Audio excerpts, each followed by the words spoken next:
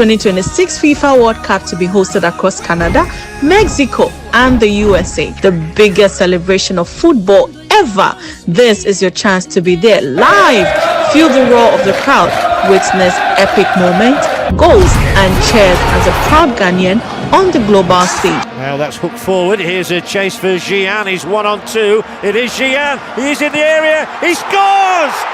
Ghana are back in front. Ashton travels and tours under the leadership of Honorable Alfred Okovandaboy, MP for Ablikuma South and chairman of the Foreign Affairs Committee, brings you the ultimate 2026 World Cup experience. Your journey includes full visa facilitation, travel insurance, match day tickets, mass transport to and from the stadium, guided city tours on non-match days, travel with the best. We don't just book trips, let's craft your World Cup story. Don't just watch from home, be part of the action. Book now, limited spots available. Call 0256 060 997 or 0256 060 998. You can also email us at astonwc26@gmail.com. Locate us at G104 Local Road, Osu. Aston Travels and Tours, your passport to the 2026 FIFA World Cup. Get ready, the trophy awaits. Wanya Yenko. This is accredited by the Ministry of Sport and Recreation. We're justified, and it's our time. At Medifend, there is a lot that we do that we make our patients very, very, very comfortable. Right from the entrance, when you enter here, there's not alone that you need. Even if you have your sickness, everything vanishes. I would like to also introduce that we have antenatal class as part of our nursing education. We do about 4 modules. Inside the 4 modules, we have various topics under them. This class also is done every week. There is a link that is shared where we discuss issues about maternal health. We also talk about neonatal jaundice, pregnancy-induced hypertension. It's a whole that we want everyone to come and experience. So kindly make it a point to come and experience Medifend, and you never forget. Remember that once you are not here, we are also not existing.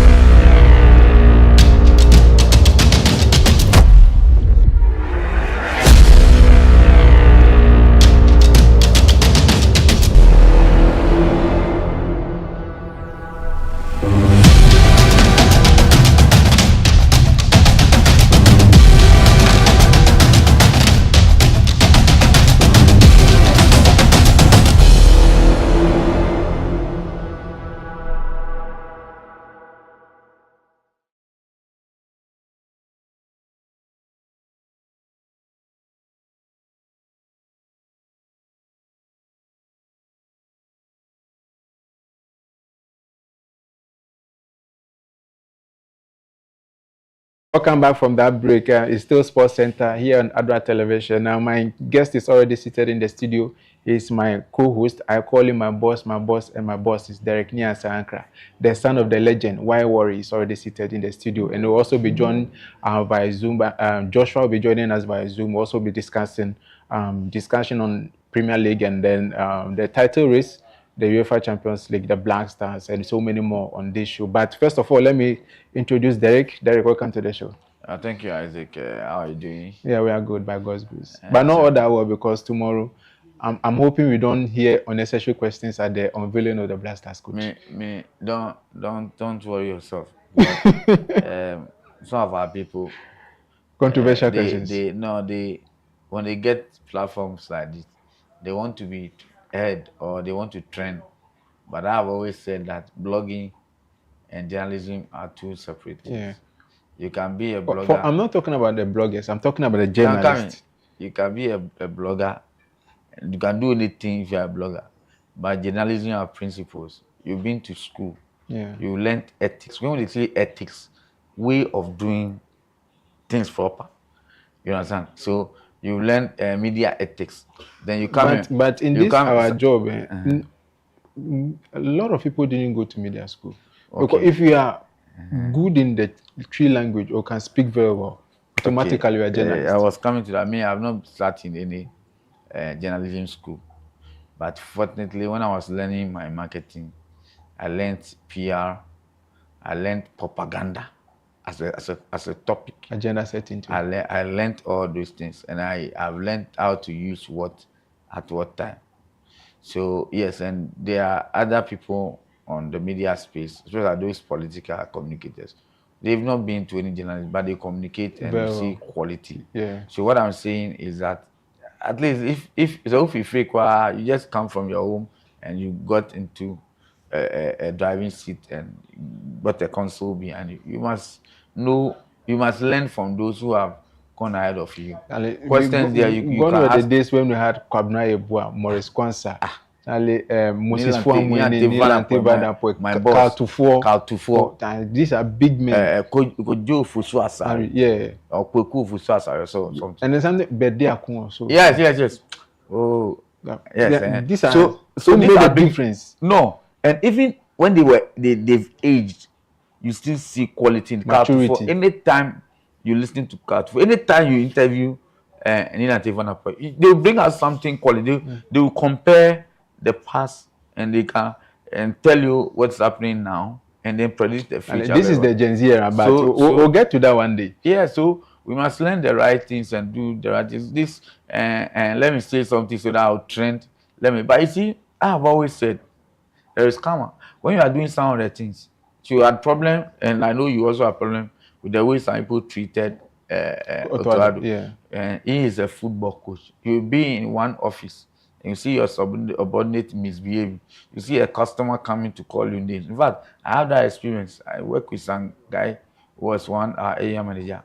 Whatever. And in fact, the truth of the matter, let me be honest, let me not be hypocritical. What he doesn't know, when you are even telling that it's this way, and then one time he got a chance to work in the branch as a branch manager.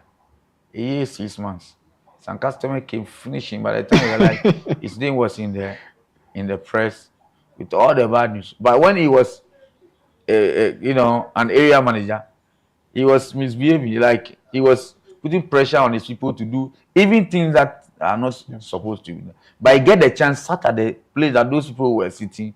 It was different. What am I trying to say? I'm saying that the fact that somebody is there and you are going to ask the person question, be in the person's shoes and make sure that tomorrow it might be you. Yeah. Tomorrow you must also get a position, especially when you are in the same industry. Can you have seen people insulting the GBF president? Tomorrow, if you become a GFA president, The same thing will be applied. Yes. To you. So now let's come to our main issue tonight, Chelsea. I mean, I believe you're a Chelsea fan, and your coach has been sacked, mainly because of poor performance. And in his record, he has 23 games. He lost 10, he won 11, and then drew 2 matches. And then yesterday, he lost against Brighton and Hove Albion by 3-0. And then this afternoon, he got the sack. But he'll be compensated £26 million. He'll be going home with some good amount of money. How will you rate the performance of Liam Rosinia in the last 3 months? well, let me say good evening to our viewers, and then we thank them for taking time of their busy schedule to listen to us and to watch us as well. So you know me, I'm a typical local class of folk man, but I have a soft spot for Chelsea. I think that it's not been good. When the league started, we all thought that the kind of boys they have, they will be chasing for the title. At least, if not being first or second, they will be one of the teams in the top 4. And along the line, things weren't good. We thought that with the change of a coach, they will get it well. Unfortunately, if you look at the record we are giving, 23, 11, 10, Yeah. it's done over 50%. Yeah. But No, you it's know, 47 0.8 winning rate. He won 11. He won 11, drew 2, lost 10. Lost 10. Yeah. Ah. He lost 10 games. He drew 2, won So 11. 12. Yeah. So 12 over 11. Yeah. So you are, no, I mean, the draws will be in the middle. The draw is 2. So he won more than he lost. Yeah, he lost. But He he lost drew 10. 2. Draw. No, he won. He won 11. Yes. Lost 2. Lost 10. 10. Drew 2. I'm saying that I'm comparing the losses and To the the win. wins. Okay. So that one One gives you difference. 50. Yeah. Over 50 point something percent. That's what I'm saying. That in other places, yes, it will be good. But for a big club like Chelsea, that percentage or that number of wins, they were rather coming down instead of them moving up. In fact, at the point in the league, the Chelsea fans were laughing at Manchester United. Yeah. But they took the challenge, and now they are fighting for a place in the top 4. And that is And now Chelsea are 7th in the league. Yeah, that's what I was saying. They were coming backwards instead of moving forward. And things that were behind them, the likes of Liverpool, where people were making noise and all that, I think they are lying on the 4th or Liverpool are 5th. 5th rather. Yeah, 5th. Yes. And Aston Villa Villa 4th. 4th. 4th, good. But the way you look at Liverpool, in fact, they were a team that at a point there were so many complaints. Now Brighton are 6th. And we thought that Liverpool, will not get what we know them to do. But then they are climbing up. Whilst they are climbing, Chelsea are descending. Yeah. So no, let me go to Zoom and then speak to Josh Afari. He's on the line via Zoom. We'll speak to him and then take his thought on the Premier League running and then the sacking of Chelsea. Hello, Josh. Can you hear me? Yeah, good evening. I can hear you. Yeah, how are you? I'm fine, thank you. Yourself? Yeah, I'm really good. It's been a while. Yeah, it's been a while. I'm seeing my voices are in the studio and everything, Charlie. Everything is going well, actually. Yeah, but as a United fan, I'm not happy for the sacking of Chelsea. Yeah, as a United fan, I'm not happy. But I know as a Chelsea fan, you'll be happy. But take us through the journey of Liam Rosina in the last 3 months when he was appointed from Strasbourg. I know a lot of Chelsea fans were not happy about his appointment because of the job Enzo Maresca was doing. But Chelsea had no other option than to let him go because he was calling for senior squad players to join the young team so that he will be able to build a team to win the Premier League. The leaders of the team disagreed with him and then they let him go. Now, Liam Rosina came in, the results are not coming. They have sacked him. Take us through the journey from his appointment to where Chelsea is now. Okay, so like you said, many Chelsea fans were not happy with the appointment of Liam Rosina. And the main reason was they see the Chelsea group they have. They have a very young core. Right? Averagely, Chelsea squad is the youngest squad in the history of the Premier League. On average, they have about an average age of 23 years. Their skipper resumes is just 26 years. So if you look at this team, look at the leadership of this team. The leadership itself is young. And such a team, if you are getting a manager to guide these young boys, like we say, you don't get a young boy to guide young boys. It doesn't make sense. So you get an experienced man to guide these young heads together. And so when Chelsea were sacking Enzo Maresca in the middle of the season, there are some controversial things that it was a mutual agreement to part ways because both parties seemed that the relationship wasn't beneficial enough.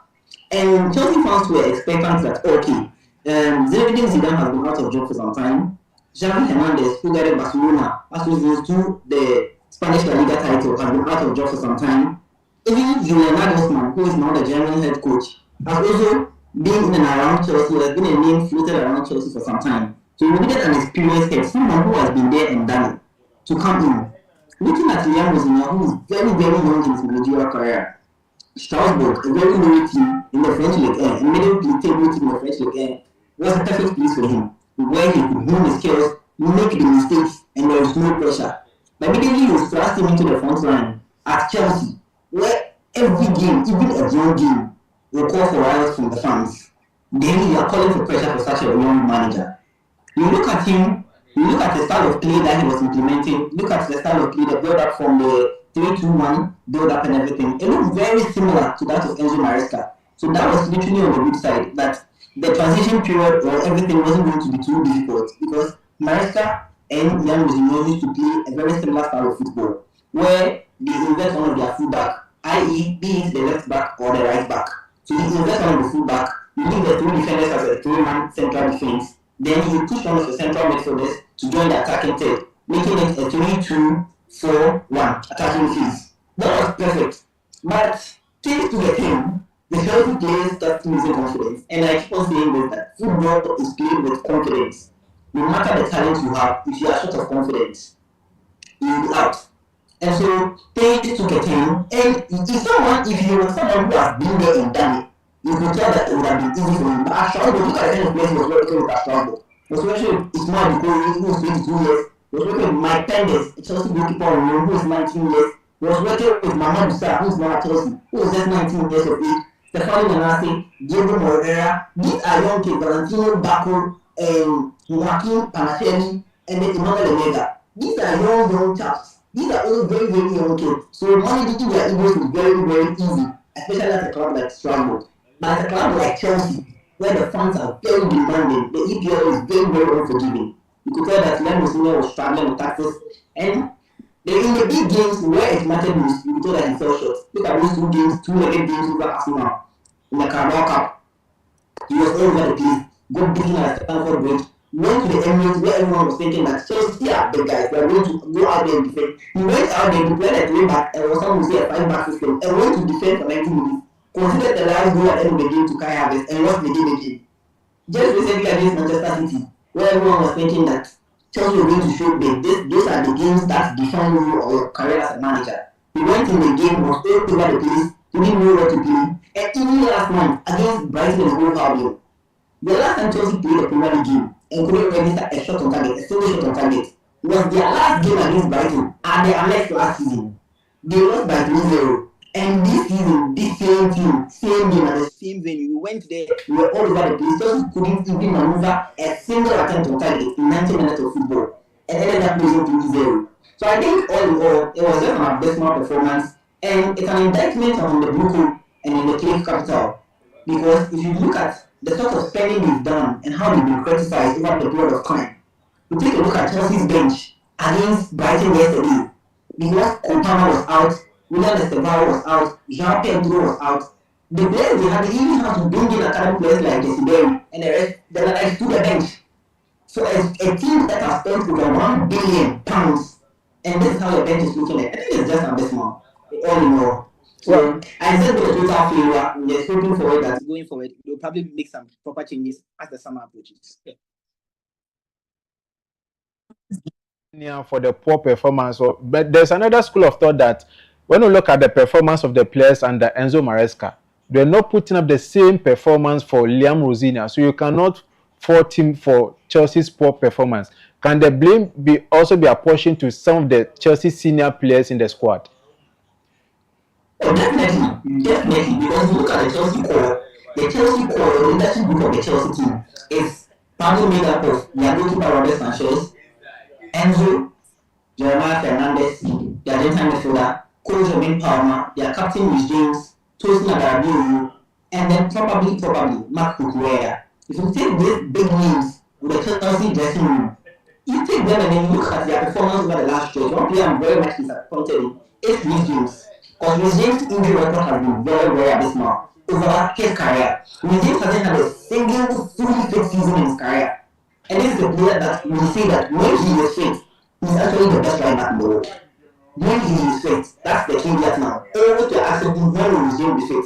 Look at the poor patch Chelsea has been missing. This one Chelsea needs their leaders. And Rhys James has been unfit for the last 2 months. He's been on the sidelines. So I think you can apportion some of the blame to the senior players because they really get to the building. Enzo Fernandez, you know the patch Chelsea is going to. You went an interview and then you are lavishing praise on Real Madrid, how you would love to live in the city and what have you. And it even ended up boiling down to a 2-match suspension, an internal suspension from Chelsea.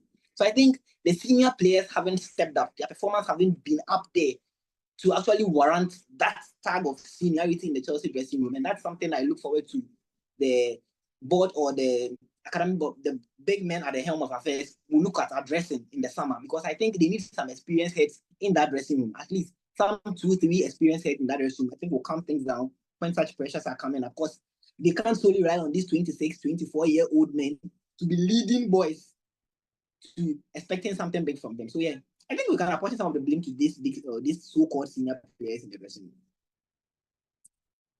Policy of Chelsea now, they're not there to win the league or win titles. They're there to build and to sell. Someone might say ton, but with this policy that Chelsea has implemented now, do you see Chelsea competing for the Premier League title or for the UEFA Champions League? Because now their target is to buy young players, nurture them, and to sell them. We will not be surprised. Maybe in the next couple of years, Cole Palmer will be out of the club. Leon Delap, Andre Santos, Caicedo, Enzo Fernandez, who has also made some remarkable comments about the manager and the football club. Maybe he is talking about the aims or the aspirations of Chelsea.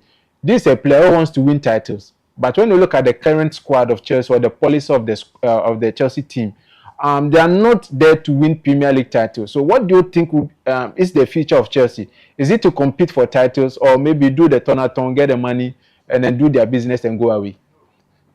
Okay, so if you were at a Brighton and Hove Albion, if you were at a Newcastle United, if you were at an AFC Bournemouth, no one cares. But at a Chelsea, a club that has completed the European set, won every single UEFA trophy available, won the UEFA Champions League twice, that is not a club you come and do turn at. Yes, the model they were initially, I disagreed with the model where they are saying that they are just buying young players only to nurture them and sell, because they've picked up some gems in the process. You look at William Esteban, they picked up from Palmeiras. Cole Jermaine Palmer, they picked up from Manchester City. Even Joao Pedro. Look at the likes of Andre Santos, that they picked up at a very, very tender age. All these players are very, very good players, right? But you don't put together a bunch of young kids in the hope that they will grow together, build experience together, and then win you something in the future. And some school of thought are saying that if you look at some of the certain transfer decisions we've made, then it agrees or it succumbs to the fact that yes, they are doing a turnathon. Because you buy a player, then you go and buy another player, blocking the pathway of the player. Let's look at a player like Aaron Anselmino. This player was a talented left-footed centre-back, one of the most sought after by the big European clubs. You bought as a player, you already had Benoit Badiashile and then Levi Kowal for left centre-back position. You bought in Aaron Anselmino, brought him in, he wasn't getting game time, so he had to train with the under-23s. Sent him out on loan at Borussia Dortmund. This guy was getting brilliant game time at Dortmund, playing game in, game out, performing at an outstanding level.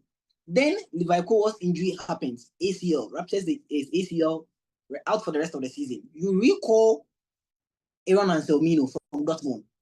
All we were thinking was, oh, okay, then Anselmino is going to be integrated in the Chelsea first team and then start playing at the left centre back. Only for a surprise, for you to send him out again on loan at Strasbourg and then call Mamadou Sarr from Strasbourg. This just questions that do the ownership clearly know what they are doing, or like you said, they are just raising this young talent in the hope that their values will raise in the future and then they can just sell them. So I think that is the direction they are going. But recently, Chelsea's game against Manchester United at the Stamford Bridge, the Chelsea fans, in collaboration with some Strasbourg fans, actually rioted at the Stamford Bridge. And I think the pressure is even going to get worse as the season progresses. Because if Chelsea doesn't make the Champions League spot, there is a chance that even the sixth place team in the EPL makes the Champions League. That's the key. That Aston Villa wins the Europa and then finishes the top 5. If that happens, then the sixth place team in the EPL plays Champions League football. And at the moment, Chelsea are not in the top 6.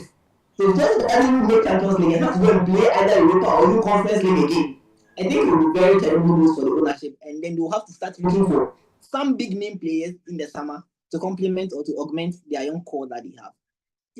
When we look at the coaches available now, who do you think Chelsea should go for? Because there is Ruben Amorim, maybe there's Jose Mourinho. Chelsea can go back for Jose Mourinho. Carlo Ancelotti is at Brazil at the moment. So when you look at the system now, there are no more experienced coaches in the system. There are these young coaches, up and coming young coaches. Who do you think Chelsea should go for? Xabi Alonso, Ruben Amorim, Coach Jose Mourinho, or maybe there is any other name that you want the Chelsea owners to go for? Okay, so looking at the coaches, like look at the coaches available on the market, right?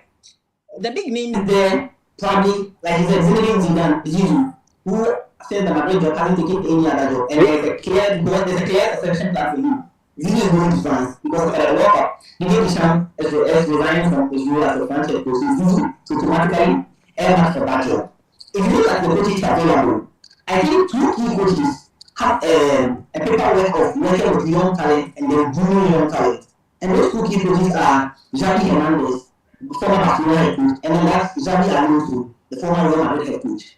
You look at Xavi Alonso's time at Bayern Leverkusen, where he won the Bundesliga with an unbeaten record. Look at the kind of players he had. He had this young core talent of players, Victor Boniface, Patrick Schick. We had Amin Abdi, we had Santella. These are young Alex Grimaldo, Robin Andrich. These are young players, very talented players. So if you have a young core, you want someone who has worked with young players. Even the time at Real Madrid, look at the players we had. Look at those football through the ranks. Look at the likes of Xavi Hernandez. His time at Barcelona were in terrible crisis. But this manager pulled out Pau Kubasi from the La Masia, pulled out Marc Casado, Marc Bernard, even Lamine Yamal, who is set to win the Ballon d'Or in the next year or two. These are the manager that brought these players through the La Masia, trained them, gave them that opportunity to establish themselves on the global stage, and now they are first team players for Barcelona. So I think the two key coaches I'm looking at, for system-wise, I would prefer Xabi Alonso, but for personnel-wise, I would think Xavi Hernandez because of his his work with the Barcelona young core from the La Masia. And I think he will do well with the Chelsea young core and integrating some of the players from the Cobham Academy into the first team. I think these are the two key coaches I'm looking at. System-wise or personnel due to system, I think Xabi Alonso, because of his system that he used to play at Bayer Leverkusen, to West Ham and Real Madrid. And then because of personnel-wise, the players available now to work with, I think Xavi Hernandez. These are the two coaches. If Chelsea at that point, I think it will be a step in the right direction. United are also there. Real Madrid are also there. Are also looking for coaches. Chelsea are also there. So now it will be a battle. Who has the money to get the best coach? And when it comes to the money, I mean, Chelsea, Manchester United, Real Madrid, they have the money. But in terms of club personality, Real Madrid is also there. So talking about, I mean, Xabi Alonso was just sacked from Real Madrid, so there's no way he'll be going back. But Xabi Alonso will also not be going to coach Real Madrid because of his affiliation to Barcelona. So now it narrows down to Chelsea and then Manchester United. And if United come calling for Xabi Alonso, I mean, Chelsea will be stuck with Xabi Hernandez. And you think will be the man to lead this Chelsea side, because we saw the work he did at Barcelona. Even at the Europa League, he was knocked out by Frankfurt at home. And Barcelona saw that, look, he's not the right man to lead this team to win titles. So if Chelsea are looking at Xavi Hernandez, don't you think the Chelsea owners are making a mistake again, because they went in for a coach who has not proven to win titles, and then they are going back to win to call Xavi Hernandez to come and coach Chelsea, another manager who have not proven to win titles for big teams. Don't you think Chelsea will be making the same mistakes again? I mean, I think Xavi Hernandez has won titles for big teams. Because if you say Xavi Hernandez hasn't won titles, Xavi Hernandez won the Spanish La Liga. The Spanish La Liga is no mean feat or a small league to win. Because if you look at Europe's top 5 leagues, Spanish La Liga is that. Cut the record then. Real Madrid won the league with 92 points. And then he got I think 88 points that season. And then the following season, Real Madrid dropped to 86 points. And then he won the league with 89 points. So Real Madrid dropped, and then he increased by 3 to win the Spanish La Liga. But now when you look at the trend of the Spanish La Liga, it's not easy to win it. But when you look at the Premier League, Arsenal, Manchester City, Liverpool, Manchester United, they will come good next season. These are teams who improve next season. So if you want to go in for the best, then I don't think Xavi Hernandez is the man to go for. Okay, so you mentioned something.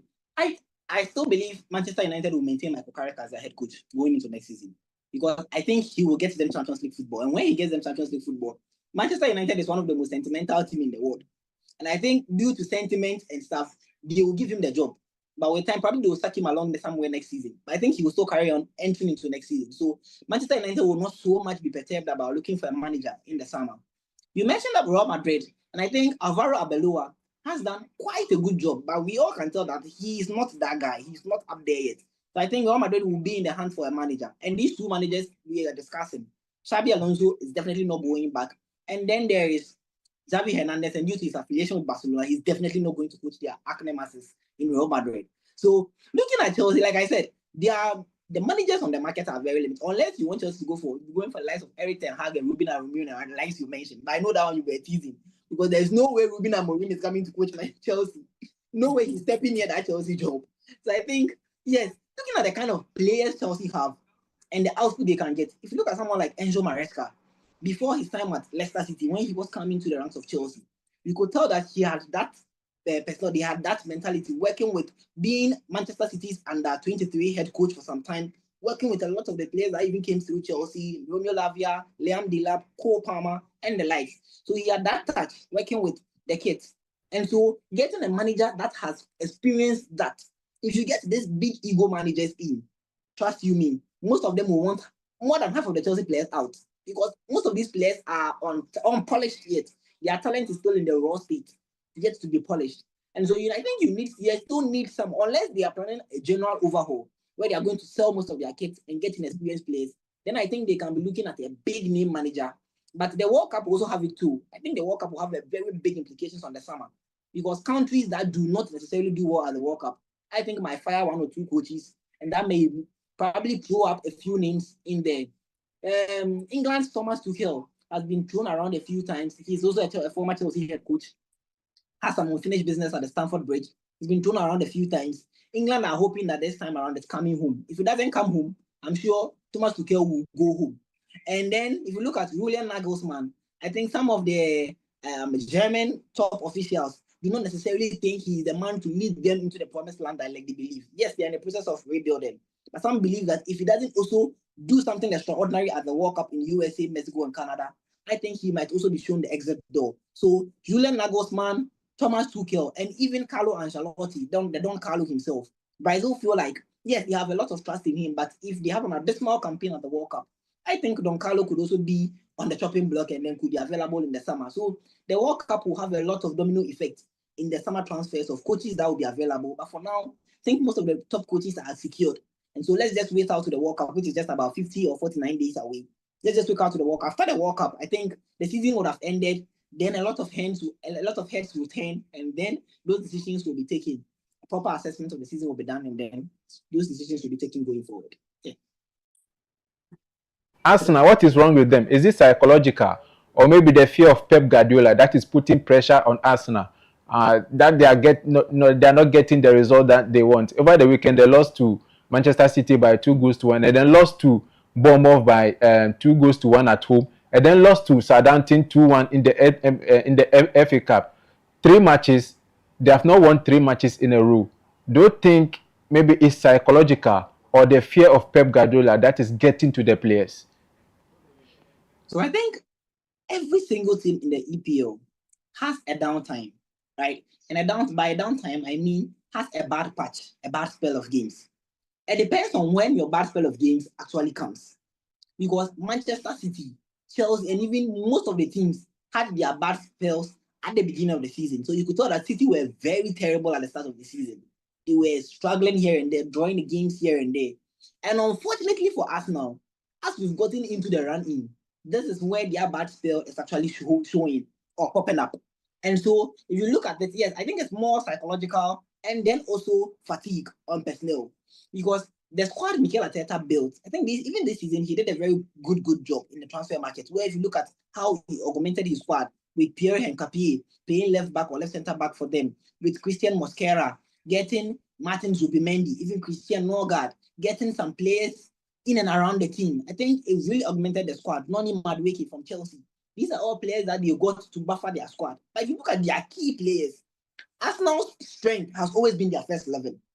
Anytime a player went out of the first 11, you could tell that there's some quality gap that has been taken out. So anytime Martin Odegaard was misfiring, Eberechi Eze has been good, shown patches here and there, but he's not lived up to that standard. He's not been that clinical number 10 that they want. That number 10 that is creating loads of chances, that is scoring loads of goals for them. He's popped up here and there with an odd goal, odd assist here and there, but he's not been consistent over time. If you look at the likes of Noni Madueke has been all vibes, no finish. He's just running around the right wing, producing no outcome. Bukayo Saka has been terrible this season. So the player they bought to assist Bukayo Saka in that regard has also not been firing, in the person of Noni Madueke. If you flip to their left wing, you look at Gabriel Martinelli and then Leandro Trossard. They all have bank average seasons. So they are top personnel. Even their striker, Victor Gyökeres, has scored only 17 Premier League goals this season. So he's also not been up there yet. I told you the last time that a team that wants to win the Premier League should get a striker that wins the Golden Boot. That has been the trend for the last 3-4 years. If your team wants to win the Premier League, your striker has to win the Golden Boot. So when Man City were winning it back to back, Haaland was winning the Golden Boot. When Liverpool were necking it, Mohamed Salah was winning the Golden Boot. Then again, if you ask yourself, who is going to win the Golden Boot for Arsenal? Gabriel Jesus has been almost out the whole season with injury. Kai Lucas Havertz has been in and out, also struggling with niggles here and there with his knee. And then there's Victor Gyökeres, who, when he is fit, he plays, but he's not banging in the goals like Arsenal expects. So I think overall, Arsenal are struggling psychologically. Yes, they've been third for 3 seasons in a row, and they're about setting a record for 4 straight seasons being second, which is unprecedented in the Premier League era. So I think that is getting to them. The stress, and one thing I also blame so much is Mikel Arteta. This thing has been brought up a lot. People said, oh, it is dynamism. Arsenal's over-reliance on corner kicks or set pieces for goals. Arsenal were too dependent on corners and set pieces for goals. So if they are not scoring, and if Arsenal are not scoring from corner kicks, you realize that they struggle to create some open play. So Martin Odegaard, Declan Rice, Martin Zubimendi, these players have not been themselves in the midfield. They've not been up there. The tempo, if you look at their game against Manchester City, they were all over the place. Rodri, Bernardo Silva, and Nico O'Reilly were running them around in the midfield, running circles around them. So Arsenal have not been top of their game. And unfortunately, their bench are not able to up the game. It's either they are filling in the gap or they are even playing below the person they replace in the starting level. And I think that has been the problem with Arsenal. They can't decide to spend more again because of how much they spent last season to beat Manchester City. And I think overall, as the season comes to an end, Manchester City will eventually pick them to the title. I think Manchester City will win the league. Leading by 1-0. Exactly. They are going to beat Burnley by 5 goals to nil, probably by the end of the day. They are really going to wallop Burnley today. And you see, it might come down to goal difference. That's the most important part. People are forgetting that if City win today, they are tied on points with Arsenal. And then they are, by scoring 1 goal, they are now tied on goal difference with Arsenal. The only thing that will take City atop the table, if they don't score again and they win just by 1-0, is the goal scored differential. So it might just come down to the goal difference at the end of the day. And we've seen the Premier League being won by 1 goal, being won by goal difference, and what have you. And what we will give to experience another classic come the end of the run-in. This evening, we love your insight, your analysis of the game. Thank you. Sure. I expect that. Have a good night. Oh, Derek, you heard it all. Yeah, I think he's done justice too. So I support whatever he says. but let's come to our very own tomorrow, the big day. Yes, Carlos Queiroz tomorrow will be unveiled as the Black Stars head coach, and we'll be there to ask him questions. And for me, I'll be looking at squad announcement because that's the major thing now. We have 50 days to the World Cup. God willing, tomorrow is 49 days, and he doesn't have much time to prepare this team. Only has 2 matches to play. One will be against Mexico, where he will not have the top players available. The other one against Wales. For me, I'm looking at the Wales game because that is where the players will be available to play that game. In terms of monitoring players and philosophy, tactics, what do you expect from him? Does he need to go full mode? This is my philosophy. We are sticking to it to go to the World Cup. Or maybe because he doesn't know this squad, he will play to the strength of the squad. Well, certain questions demands you be in the shoe of the fellow coach, instead of standing out there and throwing, expecting what because you tomorrow expect. I know people will throw a lot of expecting what you expect. In fact, I don't expect anything than to see that Coach Carlos is in town and it's about working for her. Because you see, it's one thing to come and tell me you want to I see the can work do. on the field of play. Exactly. So the expectations would, I'm going to ask him this question, I'm going to ask this question. He might even fail by answering your question, but by work he will deliver. He can also be somebody who is good at talking. So every question you ask him, he will answer and you go home satisfied. But then he might not even be able to do the work. For me, I don't know. We played. If He I had played the chance, 2022. He played England in the group. He lost by 6 goals to 2. he didn't lose. He still lost. Because he didn't play any position. His team lost by 6 goals Yeah, to 2. And 4 years down the line, he'll be playing England again in the World Cup. And Ghana will beat England. Ghana will beat England. He will not beat. Ghana will beat England. Ghana will beat England. Derek. When we were going to play Czech Republic, if anybody had told you, God, at that time, Czech was on fire. When you look at that team, we prepared very well for that World Cup. And you look at the complement of that team: Olele Kingston, John Pencil, John Mensah. Do you know what you don't know? Sheila you know what you don't know? Adokwe Papu, You know, Ricardo, you know Michael the team you are mentioning. Sule You Muntari, know. Stephen Appiah, Asamoah Gyan, Matthew Amwa. You know the team you are mentioning. You know them. Yeah. That's why I will sit here. If I ask you the team Ghana will be parading, you don't know, so you will not be able to tell me. That's why I'm saying that. Let's allow the coach come. What I know he will do, first of all, come to tell Ghanaians that he's arrived and he's coming to, he has started a job to do for us. And then he will tell us some of the things that he will be doing. If I had the opportunity to be there, I'll ask him things about what he said he would do. Not create my own questions when I'm leaving home. With the things that, because that's the only way at that point you can assess him. Any other is non-seller. Because you need to ask him questions. And then if you go there with history, like the question you asked me, when he went to play England he went there with a different team. Yeah. If you ask me that same question, I will tell you that I went there with a different team. Ghana is a different team. Ghana is this and that and that and that. So the question is, for me, my expectation is that we want to know that he's arrived, he's taking the job, and the assurance. I want to see a lot of assurance that will help us.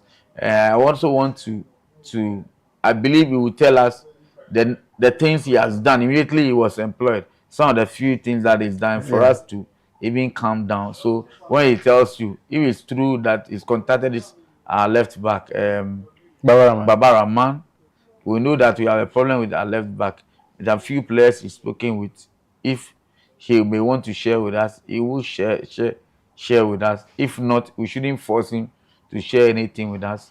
I believe that he's been monitoring our players. For him to take the job, he will not take it in a vacuum. He might know a lot of our players, and I believe that yes, if he leads the team can do well. So let's allow him to settle and to start his work, and then we can assess him based on his work. If we force an assessment, no, the person has not done anything, then you are forcing to assess him. You wouldn't have anything. Let's allow him to talk more, to tell us what he will do more. Let's see the plan. I expect that Islam, whatever he will tell us, will be reassuring. Whatever he's going to tell us will be something that will be happy that he's joining us, and then all of us, will add our full support to whatever he will do for him to succeed. Well, but for me, I'm looking at the strength of this team. And yesterday we didn't hear good news because Jordan Ayew and Fatah Ishaku have been relegated to the third tier of English football. That is League One. And Jordan Ayew is our captain. He'll be leading the team to the World Cup.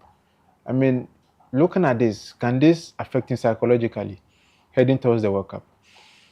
I really do not see it like that. I mean, the club level is a different thing.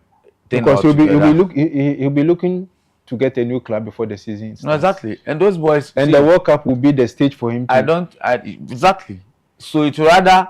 The other way rather is that he will come to the World Cup much well prepared to show something so that he will get other things chasing. You know, teams going on relegation. You might be a good player, but then maybe the compliment for you to deliver may not be there. We all know the kind of solo effort a player like Fatah contributed to the Leicester City team. Yeah. That don't forget. 9 goals. Yes, he. So individually it might be on form, but then collectively the team might not be performing. So yes, they are in relegation. I've already heard that a lot of teams are chasing Fatal already. I know that Jordan, you getting a club will not be difficult at all, and that's rather should be motivation for them to go to the World Cup and deliver exceptionally, so that many teams after the World Cup will be chasing it. I will not be surprised if a team comes now.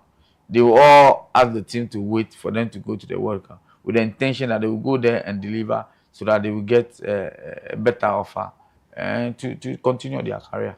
When you look at this team, where do you think is the strength of this team and the weakness of this team? Because when you look at the striking department of the Black Stars, we saw Usu came in for the 2 matches. He didn't score. Jordan is our natural number 9. During the World Cup qualifiers, he had 13 goals and assists. I think he had 13. He was equal with Lionel Messi in the World Cup qualifiers. Antoine Semenyo is not firing for the team.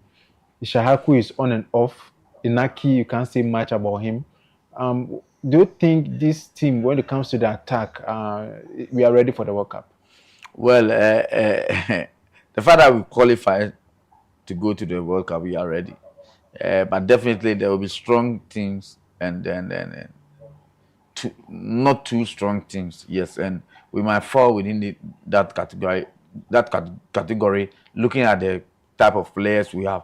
But I can tell you that when individual players come together, we call them a team. Yeah. And I'm thinking that if you have a player like Inaki, you have a player like Semenye, we have a player like Fatal, we have a player like Pencil, all these guys, when they come together and they are playing well, which I expect them to do, it will take off some of the stress from their back. So for me, our strength of the team should be at the front, so that the middle and the back will follow suit. Initially, it's easy for you to mention the back four when you have the time you had Salisu and then Jiku. We were comfortable with, like, we were comfortable thinking, and then those times we have Tariq and all those boys. We think that the defense is correct. The problem we had more was the attack. But I'm thinking that if all other things being equal, the place that we should have our strength should rather be the attack, where we have Semenyo, we have Inaki, at least these two boys. When they start firing, and I don't know, but I have that confidence, I have that belief that those guys will shine even better when we go to the World Cup, and will affect the old team. Wow. And then he will be coming in with his technical team. They are also new to these Black Stars players, and it's unfortunate John Pencil will not be part of the team. But when you look at the job he has done over the years, he has coached Iran 4 times at the World Cup. South Africa qualified the team, but he was not on the bench during the 2002 World Cup. And his pedigree, coaching Manchester United, Real Madrid, Sporting Lisbon, these are top-level teams when it comes to world football. Do you see him succeeding at the World Cup, and then further maybe extending the GFA, extending his contract, because now Heavy Renard is also available. He was being sacked by Saudi Arabia a couple of days ago, and he's also targeting the Ghana job because there were information that he was talking to the FA, and then Saudi Arabia heard it, and then they said, no, you can't be coaching us and be talking to a different country, so they have to let go of him. And maybe the FA also be looking at Heavy Renard, or maybe the performance of Carlos Queiroz may change the mind of the FA to extend his contract after the 2026 World Cup. I say, truthfully, I don't want to talk after World Cup, but there's work ahead of us. So Renard is a future thing. I don't want to, because we are not looking for a coach now. So if you bring Renard in, what are we discussing? No. I'm talking about after. No, I agree. I'm saying that I will not talk about the after, because we have to do the before. We have to chop what is in front of us before we think about the tomorrow. And I'm saying, you ask whether it will succeed. Yeah. I can tell you that he cannot succeed alone. He needs his team. He needs everybody to come on board, including you and I, including the FA, the ministry, the government, and then the players, the main actor, the players, to come together and deliver, so that we all, as a country, succeed. So it is now our careers Carlos Queiroz. It is not about the GFA. It's our Ghana. And I believe that now that we have chosen, we have selected him as our coach, what we all need to do is to come and support. And what we all need to do is to give our little pieces of advice and whatever we have, whatever strength we have, we must all bring it together. And I believe that when we do that, we will all succeed, not only the coach. Well, but before we go, your take on House of Folk. I mean, not the best of seasons, and then the MTN FA Cup. Adriana, they lost to Nations. Nations are in the final. Dreams FC. Charlie, they did wonders by beating the league leaders, 4 goals to 3. So we have Nations versus Dreams in the MTN. Truthfully, I got, I think, a 3-2 rather. 3-2, yeah. Yeah. Truthfully, I got all my predictions wrong. You said Adriana will be in the final. Yes, Adriana and then Mediama. But it was the opposite. But let's congratulate. I've heard people complaining that Dream will play softly for Mediama because they want to win the league. Because perhaps Mediama, so they want to compensate this one, then they also compensate them. Yeah, but the truth of the matter is, Mediama doesn't need the FA Cup. You understand?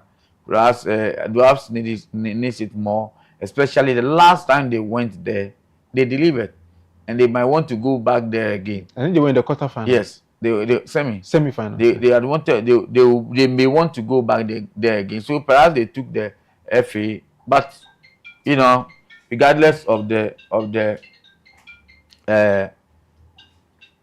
whatever we say, these two teams are in the final. Nations FC, they did well to be there, and I will not be surprised. But then they have a mountain to surmount. Coming against Dwarfs who have been there. Nations, I believe that the last 2 seasons they have been to the semi-finals of the FA Cup. Yes, and this time they are in the final. I'm not sure they will. They also want to go to Africa. Exactly. Dr. Kwame wants to go to Africa.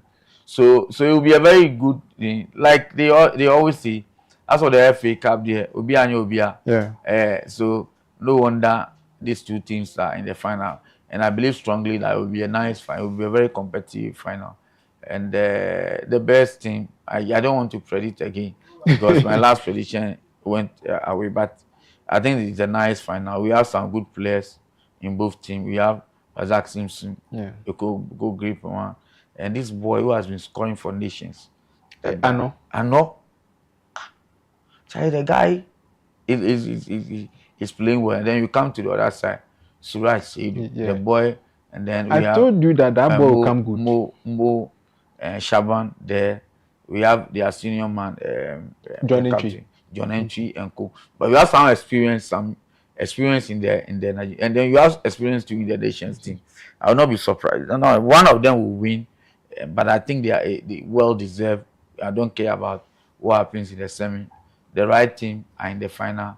Let's wait and see how it goes. But challenge, one of them will win, and we'll support them when they get to Africa. Okay, so this is how we draw curtains in the show.